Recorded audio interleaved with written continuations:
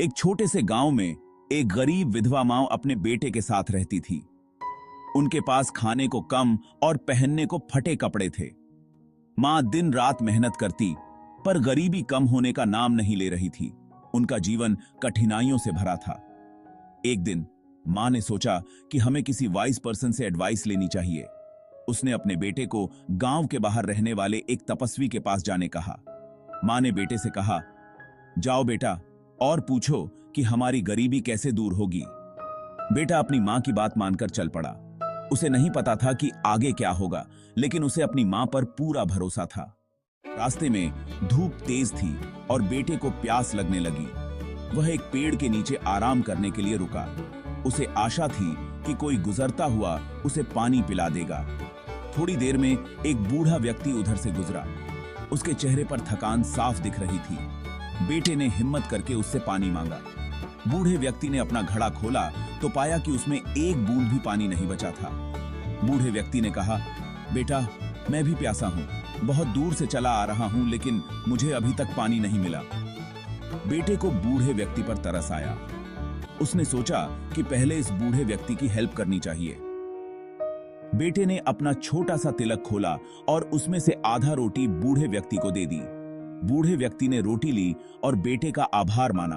उसने कहा, बेटा तुम बहुत दयालु हो, तुम्हें जरूर अपनी मेहनत का फल मिलेगा।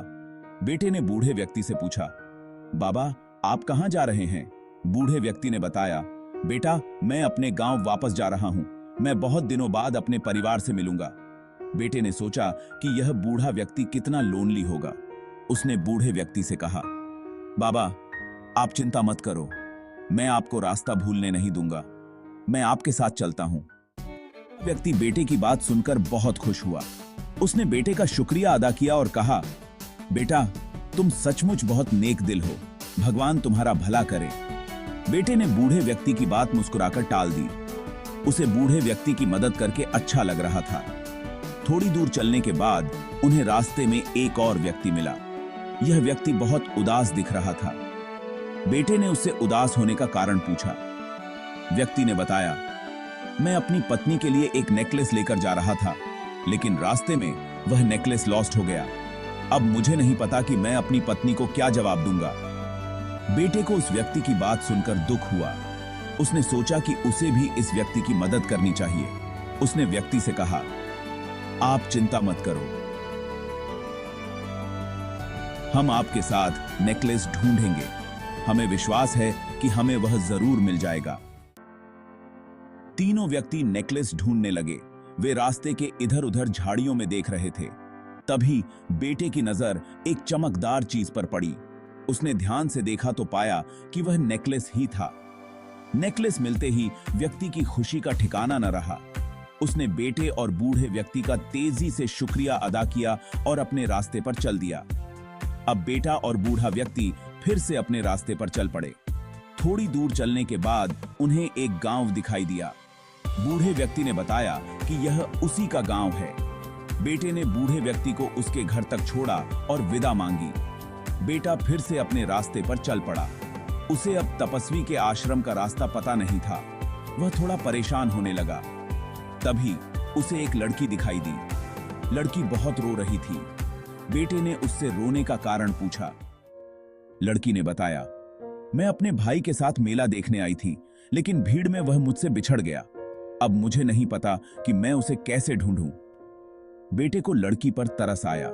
उसने लड़की से कहा, तुम चिंता मत करो, मैं तुम्हारी मदद करूंगा, हम साथ में तुम्हारे भाई को ढूंढेंगे। बेटे ने लड़की को साथ लिया और मेले की ओर चल पड़ा। मेले में बहुत भीड़ थी। बेटे ने लड़की का हाथ पकड़ा और धीरे धीरे भीड़ में आगे बढ़ने लगा। तभी उसे एक जगह लोगों की भीड़ जमा हुई दिखाई दी। वह भीड़ की ओर बढ़ा। उसने देखा कि एक तपस्वी वहां बैठे हैं और लोग उनसे अपनी समस्याएं बता रहे हैं। तपस्वी को देखकर बेटे को याद आया कि उसे भी तो यहां इसी तपस्वी से मिलने आना था। वह अपनी मां के प्रश्न भूल गया था। उसने सोचा कि यह जरूर वही तपस्वी होंगे जिनके पास उसे अपनी मां ने भेजा था। बेटे ने भीड़ में घुसकर तपस्वी तक पहुंचने की कोशिश की। तपस्वी ने बेटे को देखा और मुस्कुराते हुए कहा, आओ बेटा, तुम्हारा इंतजार था। कहो, क्या क्वेश्चन है तुम्हारे मन में? बेटे ने कहा, महाराज, मैं अपनी मां के कहने पर आपसे एडवाइस लेने आया था, लेकिन रास्ते में मैं कुछ लोगों से मिला और उनकी मदद करने में मैं अपना क्वेश्चन भूल गया। तपस्वी ने कहा, कोई बात नहीं बेटा, तुमने जो नेक काम किए हैं उससे ज्यादा इंपॉर्टेंट कुछ नहीं है। तुम्हें अपने प्रश्न याद दिलाने की जरूरत नहीं है। तुम 3 क्वेश्चंस पूछ सकते हो, मैं उनके आंसर दूंगा। बेटे ने सोचा कि यह तो बहुत अच्छा मौका है, उसे अपनी मां, बूढ़े व्यक्ति और उस व्यक्ति की प्रॉब्लम्स का सॉल्यूशन मिल सकता है। लेकिन फिर उसे उस लड़की की याद आई जो अपने भाई से बिछड़ गई थी। उसने सोचा कि अगर उसने अपने लिए क्वेश्चंस पूछे तो वह इस लड़की की मदद कैसे कर पाएगा। बेटे ने डिसाइड किया कि वह अपने लिए नहीं बल्कि दूसरों के लिए क्वेश्चंस पूछेगा। उसने तपस्वी से कहा, महाराज, पहला क्वेश्चन मैं उस बूढ़े व्यक्ति के लिए पूछना चाहता हूं जिससे मैं रास्ते में मिला था। वह अपने गांव वापस जा रहा था। क्या वह सेफली अपने घर पहुंच गया होगा? तपस्वी मुस्कुराए और कहा, हां बेटा, वह बूढ़ा व्यक्ति सेफली अपने घर पहुंच गया है। उसके परिवार वालों ने उसका बड़े प्यार से स्वागत किया। तुम्हारी दया से उसे अपने परिवार से मिलने का सुख प्राप्त हुआ। बेटे का मन खुशी से भर गया। उसने दूसरा क्वेश्चन पूछा, महाराज, दूसरा क्वेश्चन मैं उस व्यक्ति के लिए पूछना चाहता हूं जिसका नेकलेस लॉस्ट हो गया था। क्या उसे अपनी पत्नी से डांट पड़ी होगी? तपस्वी फिर मुस्कुराए और कहा, नहीं बेटा, उसे अपनी पत्नी से डांट नहीं पड़ी, बल्कि नेकलेस मिलने पर उसकी पत्नी बहुत खुश हुई। उसने अपने पति से कहा कि उसे नेकलेस से ज्यादा उसकी चिंता है। तुम्हारी ईमानदारी से उस व्यक्ति का घर बच गया।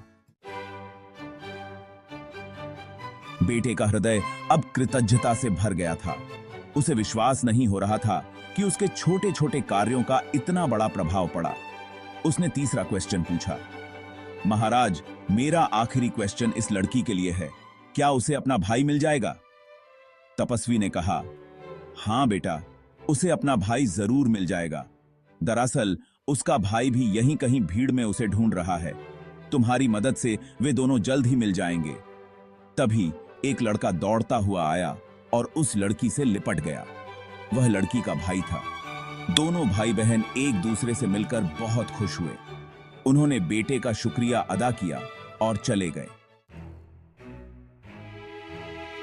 बेटे ने जब यह सब देखा तो उसे समझ आ गया कि दूसरों की मदद करना ही सबसे बड़ा धर्म है।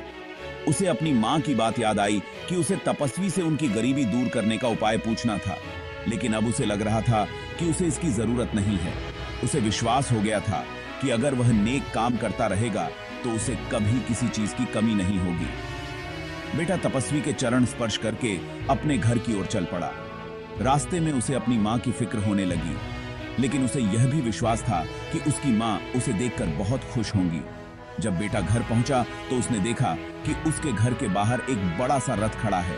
घर के अंदर बहुत सारा खाना बना हुआ था और नए नए कपड़े रखे हुए थे। बेटे को कुछ समझ नहीं आया कि यह सब क्या हो रहा है। तभी उसकी मां घर से बाहर आई। उनके चेहरे पर खुशी देखते ही बनती थी। उन्होंने बेटे को गले लगा लिया और कहा,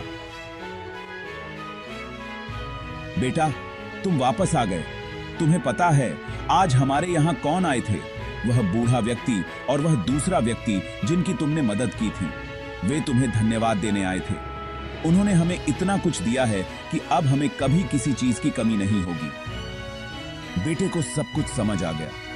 उसे एहसास हुआ कि उसने जो नेक काम किए थे उनका फल उसे मिल गया है। उसने अपनी मां को गले लगा लिया और खुशी से रोने लगा। उसे समझ आ गया था कि कर भला हो भला।